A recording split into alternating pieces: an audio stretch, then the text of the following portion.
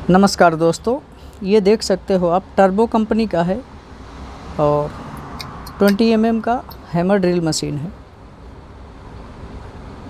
इसको चालू करेंगे तो देखिए मशीन चल रहा है।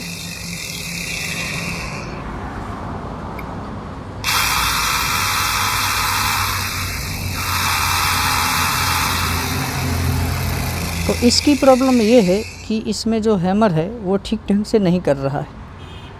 अब हैमर अच्छे ढंग से नहीं करेगा तो हमारा मशीन वर्क अच्छे से भी नहीं करेगा और जो होल वगैरह गिराने रहते हैं अच्छे से वो नहीं होल गिरते हैं। तो इसका जो विट हमने डाला हुआ है इसको इस तरह से बाहर निकाल लेंगे। इसको खोलने के लिए यहाँ से जो इसका नोब लगा हुआ है इस तरह से इसके नोब को हमको बाहर निकालना है।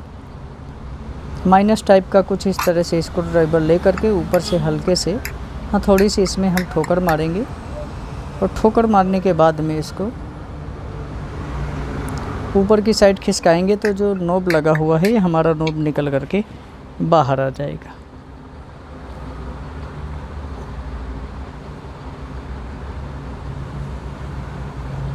ये समस्या देखिए बहुत ज़्यादा आती है हैमर मशीन के अंदर। हैमर कभी कभी बिल्कुल ही कम काम करने लगता है, कभी कभी थोड़ी बहुत करता भी है। तो इस वीडियो के अंदर आपको जानने के लिए मिलेगा कि कैसे हम इसका सॉल्यूशन कर सकते हैं और क्या क्या इसमें ख़राबी होती है, क्या क्या पार्ट्स हमको इसके अंदर चेंज करना पड़ सकता है। तो यहाँ पर देखिए 4 इस तरह से नोब निकालने के बाद में स्क्रू लगे हुए हैं। तो चारों स्क्रू को हमको यहाँ से जिस टाइप के स्क्रू लगे हुए हों, प्लस वाला लगा हो माइनस वाला लगा हो, उसी टाइप का स्क्रू ड्राइवर ले करके इसको खोल लेना है। यहाँ से खोलना संभाल करके है। यहाँ से जैसे स्क्रू खुल जाए तो जो पीछे वाला मोटर हाउसिंग वाला भाग है उसको हमको संभाल करके रखना है, ताकि पीछे वाला एरिया अगर आर्मेचर के साथ में निकल आएगा तो पीछे वाला भी भाग हमको पूरा खोलना पड़ेगा और वापस से फिटिंग करना पड़ेगा। तो कुछ इस तरह से यहाँ पर जो मेटल वाला अंदर का इसका गियर बॉक्स रहता है इस तरह से हाथ से पकड़ते हुए धीरे से स्क्रू ड्राइवर की मदद से इस तरह से हमको निकाल लेना है बाहर। अब चलिए जो इसका हाउसिंग बॉक्स है यहाँ पर देखिए टूल होल्डर में मैं दिखा देता हूँ क्या ख़राबी होती है। ये जो चीज़ आपको दिख रहा है डंपिंग सेट बोलते हैं हम इसको। ये वाला एरिया टूटा हुआ या फिर बिल्कुल ठोकर मार मार करके यहाँ पर ख़राब अगर कुछ भी दिखता है आपको तो समझ लीजिए तो भी हमारा हैमर बराबर ठीक ढंग से काम नहीं करेगा। यहाँ के एरिया में भी अगर नीचे बेरिंग वगैरह जो भी लगा रहता है वो भी अगर ख़राब होगा तो भी हमारा जो हैमर है ना वो ठीक ढंग से नहीं काम करेगा। अभी देखिए इसका जो पिस्टन है वो स्ट्राइकर है वो बाहर निकल गया इस तरह से। अब इसके ऊपर जो ओ रिंग या जीरो रिंग अलग अलग एरिया में अपने हिसाब से बोलते हैं तो वो भी इसका ख़राब हो चुका। अभी चलिए इस तरह से इसका जो गियर है इसको निकालेंगे। ये जो लंबा वाला गियर लगा रहता है जो कि क्रॉस बेरिंग के साथ अटैच होता है ऊपर, देखिए इसके जो ग्रिप हैं ये भी यहाँ से कुछ घिस चुके हैं। ये घिसे हुए ग्रिप आपको दिख रहे हैं। अभी मैं आपको नए गियर के साथ में इसका डिफरेंस भी दिखा दूंगा। और जो छोटा वाला ये गियर है गोल वाला, इसके अंदर के ग्रिप भी ख़राब नहीं होने चाहिए और जो बाहर वाले दांते हैं ये वाले भी बिल्कुल ही टूटे हुए ख़राब नहीं होना चाहिए। ये चीज़ आपको चेक करना है क्योंकि इन सब की वजह से हमारा हैमर नहीं काम करता है। ये जो क्रॉस बेरिंग रहता है इसके अंदर भी यहाँ पर ग्रिप दिख रहे हैं जो कि एक दूसरे के साथ में अटैच होकर के चलते हैं, वो भी ख़राब नहीं होना चाहिए। ये पिस्टन भी हमारा कहीं से टूटा फूटा नहीं होना चाहिए। ठीक है, बराबर चेक कर लेना है। इसके जो दांते हैं ये बिल्कुल ओके हैं और ये जो लंबा वाला गियर है ये हमारा ख़राब हो चुका है। तो इसके अंदर जो ख़राबी है वो एक तो ओ रिंग की जो स्ट्राइकर के ऊपर पड़ती है और ये देखिए दोनों गियरों का साथ में सेट आता है। तो जो ख़राब हो आप वो इसके अंदर चेंज कर सकते हो। तो अभी इसका लंबा वाला ही फ़िलहाल में गियर ख़राब है तो मैं यही चेंज करूँगा। और देखिए अभी दोनों में डिफरेंस दिखा देता हूँ। यहाँ के ग्रिप इसके घिस चुके हैं और इसके बिल्कुल सही है। तो अब देखिए यहाँ पर जो इसका ओरिंग है, ओरिंग भी पूरी तरह से ख़राब हो चुका है। तो ये गियर को और ओरिंग को दोनों को चेंज करेंगे। तो इस तरह से मैंने ले लिया है कुछ नया ओरिंग। अभी उसको स्ट्राइकर के अंदर अच्छे से सेट करेंगे। उससे पहले पुराना वाला जो ओरिंग है उसको निकाल देते हैं बाहर।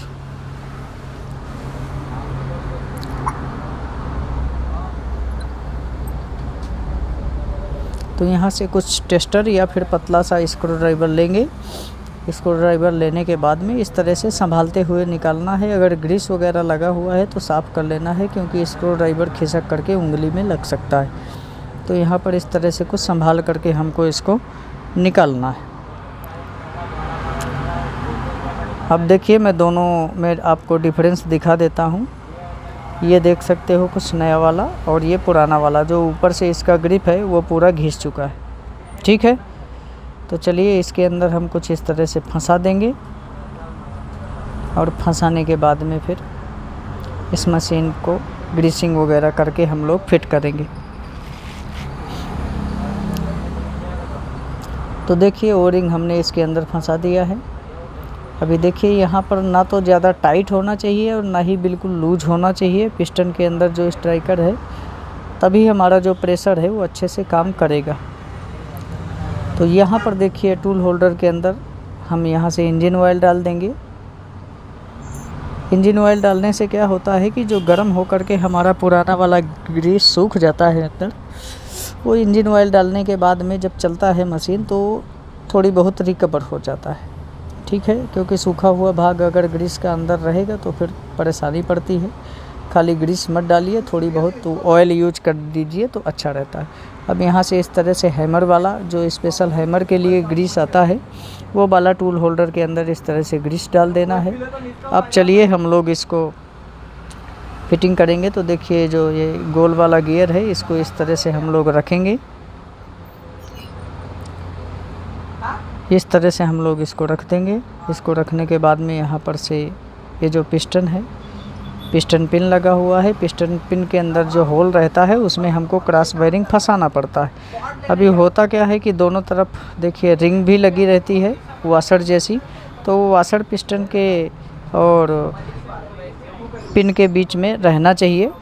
ठीक है, कोई लोग ये पिस्टन पिन के बीच में वाशर नहीं डालते हैं, तो इस कारण से पिस्टन हमारा जल्दी टूट भी जाता है। तो यहाँ से देखिए इस तरह से हम लोग इसको कर दिए हैं फिट, और नया वाला जो गियर है उसको हम लोग इस तरह से लगा देंगे। ठीक है, अब चलिए ये लगाने के बाद में पुराना वाला जो लंबा वाला गियर है, इसके अंदर पारा फंसा हुआ नहीं है। अंदर जो ये मेटल वाला गियर बॉक्स है, इसके अंदर हमारा जो पारा है वो फंसा हुआ है। 629 नंबर बेयरिंग के अंदर जो पारा आता है, अगर कभी खो जाए तो आप तोड़ करके उसका निकाल सकते हो और इसके अंदर डाल सकते हो। तो देखिए यहाँ से इस पारे को हमने चुंबक वाले स्क्रू ड्राइवर से निकाल लिया है। अब यहाँ पर एक स्प्रिंग पड़ा रहता है, इस स्प्रिंग को हमको नए वाले के अंदर इस तरह से ग्रीस लगा करके और फिट कर देना है, क्योंकि नया हमारा जो गियर है ये इसके अंदर बिल्कुल सूखा हुआ रहेगा। और इस तरह से गियर के ऊपर चारों तरफ ग्रीस लगा देना है। यहाँ ग्रीस लगाने के बाद में यहाँ थोड़ी पिस्टन के अंदर भी इतना कुछ ग्रीस डाल देंगे।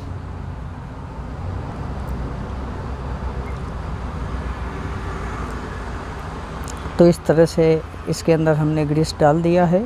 और चलिए जो स्ट्राइकर है इसको भी इस तरह से चारों तरफ से ग्रीस लगा करके और इस पिस्टन के अंदर हम इसको इस तरह से सेट कर देंगे। इस तरह से आपको दबा करके अच्छे से देख लेना है, बिल्कुल लूज या फिर बिल्कुल टाइट नहीं रहना चाहिए। ठीक है, क्योंकि ये प्रेशर बनाता है, तभी हमारा आगे बिट को ठोकर मारता है। देखिए चालू करते हैं किस तरह से ये वर्क करता है। तो कुछ इस तरह से इसका वर्क रहता है। पिस्टन देखिए आगे पीछे हो रहा है, तब जा कर के जो स्ट्राइकर हमने अंदर डाला हुआ है, ये तो सीरीज बोर्ड में चल रहा है मशीन। ठीक है, डायरेक्ट लगा करके नहीं चलाना है, सीरीज बोर्ड में चल रहा है, बस इसीलिए इतना स्लो चल रहा है, वरना हमारा हाथ से नहीं पकड़ा हुआ रहेगा।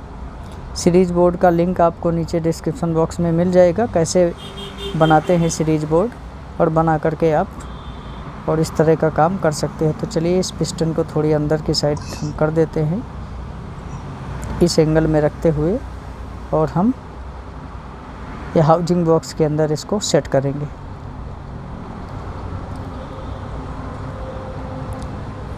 तो देखिए इस तरह से इसको रखेंगे। सीरीज बोर्ड में थोड़ी मशीन को इस तरह से चालू कर देंगे तो ये अच्छे से सेट हो जाता है, अंदर का जो पार्ट्स रहता है। अब चलिए जो 2 स्क्रू हैं इस तरह से हल्का सा ठोकर मार करके और इसके 2 स्क्रू लगा देंगे। 2 स्क्रू लगाने के बाद में एक बार मशीन को टेस्टिंग करेंगे।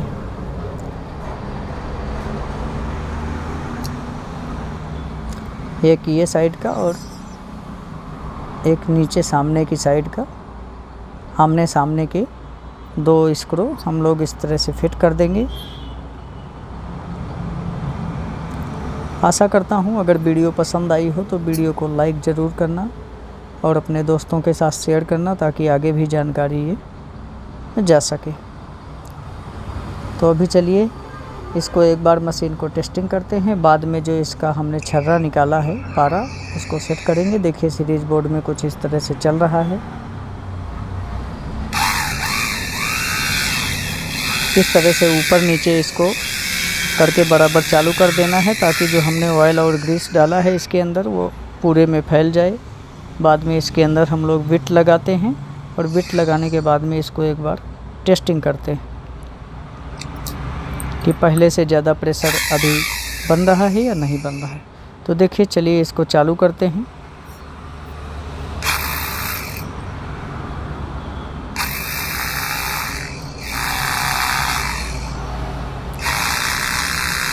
तो ये देख सकते हो कि अभी जो प्रेशर है वो पहले से एकदम अच्छा हो गया है। बस कुछ इसी तरह से हम इसको कर सकते हैं रिपेयर। अभी चलिए जो इसका पारा रहता है वो यहाँ पर डाल देंगे। जो छर्रा रहता है इस तरह से इसको रखेंगे और पतले से स्क्रू ड्राइवर से हम जो लंबा वाला गियर रहता है उसकी साइड खिसका देंगे। उसमें छोटा होल रहता है, वहाँ पर ये पारा सेट हो जाएगा और ऊपर से नॉब लगा देंगे। तो मैं उम्मीद करता हूँ कि वीडियो आप लोग को ज़रूर पसंद आई होगी, और वीडियो पसंद आई हो तो वीडियो को लाइक कर देना और चैनल को सब्सक्राइब कर देना। चलिए बाकी के बचे स्क्रू इसके फिट कर देते हैं।